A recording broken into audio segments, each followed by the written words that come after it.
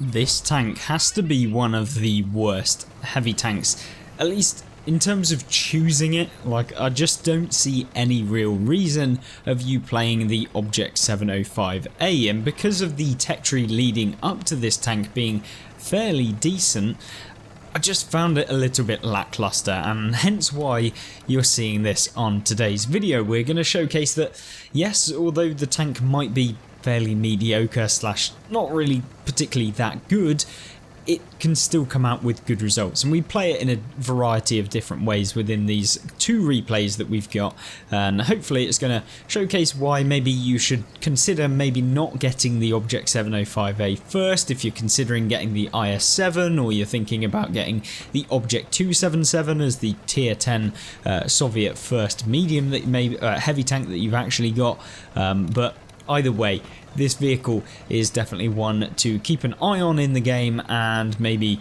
learn what the strengths and weaknesses are, and hopefully this video is going to be able to actually showcase those for you.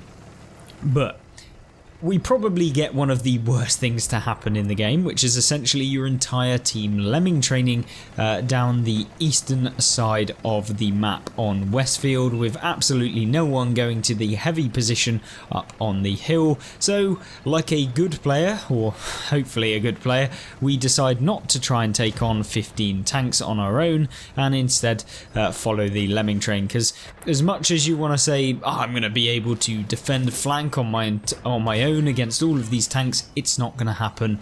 I can guarantee you one player is not going to be able to come up against 6 tanks and take them all on all at once. Even in replays where you see people get Kolobanovs and stuff like that, it's never all of the tanks all at once that can kind of just YOLO wagon you and take you out. It's just never going to happen in World of Tanks if you're being realistic. So of course we're not going to be stupid, and in fact we take a fairly weird position to be taking an Object 705A, and one that you probably wouldn't ever recommend in the normal scenario. But this isn't a normal scenario, or maybe it is for you, but I mean it isn't usually a normal place where I would take this tank. So we are going to be playing a little bit more passively. You know, the friendly team have actually pushed down, and we've actually won the east fairly convincingly, which makes me think maybe there isn't that many tank destroyers pushing over to the left, because they can hide like K3, so pushing up this far can be dangerous to a degree. But luckily we don't really have much danger, or at least what appears to be visual danger, to really be worrying about within this replay so far. But with the Panzer 7, who's definitely pushed into a bad position considering all of the teammates in support that we have, get swiftly taken out. And at this point I'm just kind of really looking to get some assistance damage. Now I'm not necessarily going for pure damage, although I am very conscious that the enemy artillery is looking at us, and he actually lands a shell into the side, which was, yeah, not fun whatsoever. But I mean, hopefully our light tank will end up spotting that artillery piece, but it appears like he hasn't so far, and hopefully this artillery isn't going to be able to get another shell off into us, but you never know. Either way, this position is actually a really good one that you can use if you ever find yourself in a similar sort of scenario, or maybe you've won the eastern flank and you're kind of looking to spot for your team in maybe a medium tank or a tank with good turret armor. Then you can use this kind of hold down position to basically just poke your turret and spot people that are kind of camping up on the hill area if they've won it, or somewhere else, and so it's actually a fairly decent place to go. But at this point I'm just kind of thinking, you know what, we want to get rid of as many of these tanks as possible and push down, and unfortunately for us we're starting to get peppered with a few rounds here and there, so we need to be a little bit careful. You can see the enemy T-28 who's set up in the ridge. We fully aim and of course land a shell using the 650 alpha damage that the 705A gets, which is kind of one of the more unique things about the 705A, is that it does get this weird amount of alpha damage that a lot of the others don't. You can see here the enemy artillery actually ends up spotting us, or at least one of the his teammates spots us, and the artillery piece is now out in the open. but we can't quite get a show. I'm trying to find an angle, but it doesn't happen, and it's kind of frustrating. But either way, now we're trying to get a shell into the T28, who's pushed up onto the hill, and if we can get him out of the game, then that's perfect, because he's in a bit of an annoying position. He can get shots down onto the top of us, and the armor is not particularly amazing on the 705A. I find people that know about the weak points will basically pen you every single time. Like, there is no real way of kind of countering people that just know the weak points. Like, it's such a frustrating tank, because even if they don't know the weak points, they can still pen quite reliably as well. So it's one of those where it's just like, you just get penned by everything. Now, granted, right there we were showing the side armor of the 705A, which was definitely not the best idea, but I'm just trying to spot. I was hoping I'd spot the T28, hence why I wasn't too worried about taking a hit from him if it meant we could remove him from the game, but unfortunately that's not the case. But what we have done is deal 4,900 damage, and now we're in a case of just trying to get rid of the T28, which we are fully aiming. And of course, just as we fire at the T28, we actually get taken out and we cap at the same time. So although it may not have been worth it in 99% of scenarios, it actually allowed us to get a bit of extra damage even though we got taken out. But nonetheless, 5,000 damage done in a very weird matchup. So you can still use this tank well, it's just remember you don't have a ton of block damage when you do use this tank. Now, the next replay that we have is on Canals, and Canals is a map that I've always really enjoyed, mainly because I feel like it's one of the maps that you can be quite confident on. If you know the typical spots or you've learnt the map, it's an easy one to learn, because the scenarios are typically the same. Either A, you go into the town and you win the town, and then you've got to brawl from the middle and of course deal with the tank destroyers that are camping on the opposite side in B and C1, where they kind of spawn, or alternatively you lose the town and then you have to retreat back into G5, and then you kind of sat around in that position waiting for the opponents to poke you and you have to trade with them there.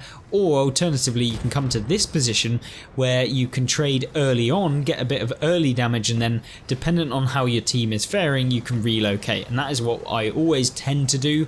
I hate committing to the town usually on this map, because 90% of the time, if you don't have team support, you get taken out really quickly. If your team just don't reliably cover the middle, they can come up from behind you and take you out. So it's just one of those where you just have to be sure that you are making the right decision at the right time, otherwise you get caught out really hard on this map.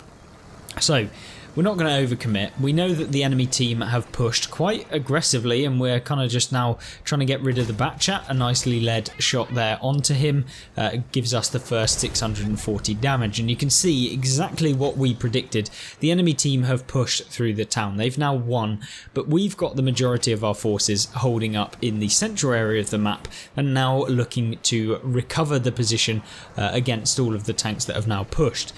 I feel like this map is awful if you win the town. If you win the town, you've got to push into tank destroyers on either side. Whichever side you're on, you have to push into tank destroyers, which if you're in a fat, slow, heavy tank, you're of course going to be getting penned every time. You're of course not going to be able to get into cover very quickly, and then you're going to get taken out. So pushing after winning the town is not a good idea on this map, and in fact a lot of the time it's actually better to pull back and enter the centre of the map, secure the centre as well as win the town, and then potentially let any of the tank destroyer who then think that they've won the town even though you have, push into the town, and then you do the exact same as you did to their teammates and farm them up.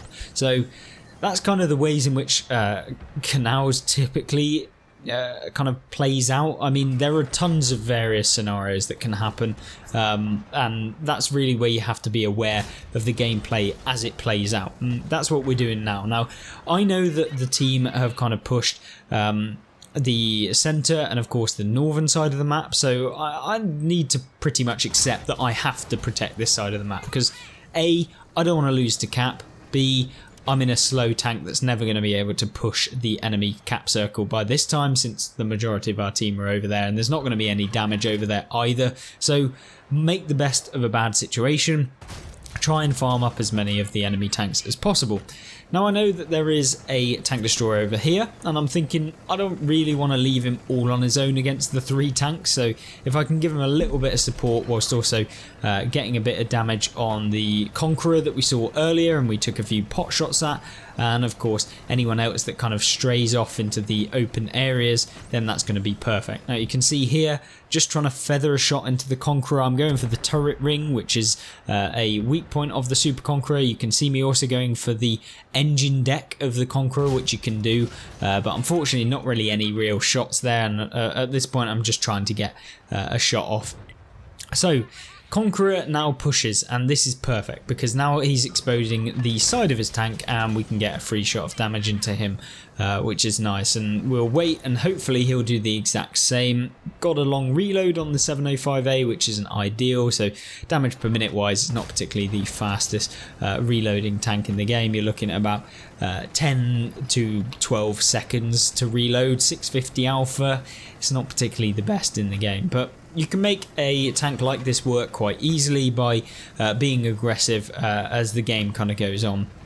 And the 705 is kind of one of those tanks where you want to be super aggressive, but the armor sucks, so like 90% of the time you're getting penned by everything, so when you try and be aggressive it just doesn't work at the beginning, but it gets a little bit more effective as you kind of move forward because you have the hit points, but you've also got, you know, a good turret, so you can usually position yourself later on in the game in a better position where you can use the turret armor. But you can see here we picked up 4,900 damage and hoping to get the last shell on the Quillin, but unfortunately it doesn't arrive, and our teammate on the opposite side of the map finishes off the IS-4. So 2 kind of okay games for a tier 10 heavy tank, but nothing exceptional, and that is what you're going to see from the 705A. There is not something outrageously exceptional about this tank.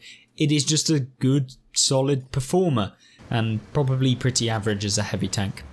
And that's kind of why I wanted to show it, as well as that you can still have good games in it. It just takes a little bit of practice, and of course making sure that you don't try and bat your head against a brick wall trying to figure out why on earth you're getting penned by absolutely everyone and there's nothing you can do to avoid it. So other than that, hopefully that was a good introduction to the Object 705A if you haven't seen it already, or if you're just trying to figure out whether or not you should even go towards it. The short answer is it should probably be the last tier 10 heavy from the Soviet line that you go towards, but it's not a bad shout if you really do want it.